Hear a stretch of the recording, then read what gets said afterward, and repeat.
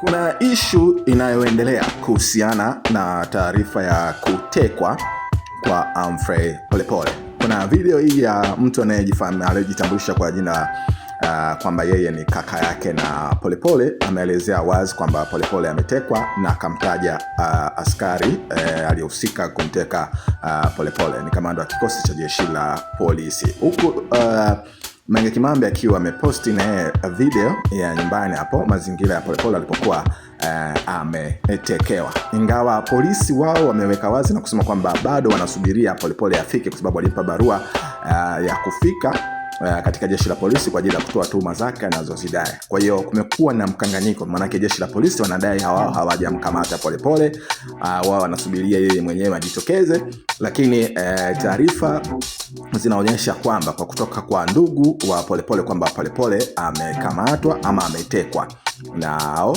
jeshi la polisi, ama tunaweza kuwaita pengine watu wasio julikana. Kwa majina naitwa Agustin Polepole. Mimi ni kaka ya Humphrey Polepole. Humphrey Polepole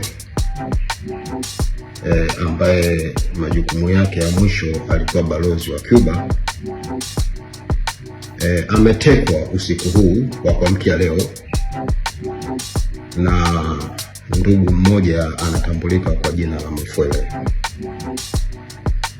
Ninaendelea kufuatilia, mitandao yangu ya kijamii iko wazi, namba yangu ya simu iko wazi. Kwa kifupi niseme Humphrey Polepole ana chipu mwilini. Kwa hivyo naendelea kufuatilia sehemu ambayo wanaendelea kumpeleka, na nitatoa taarifa punde.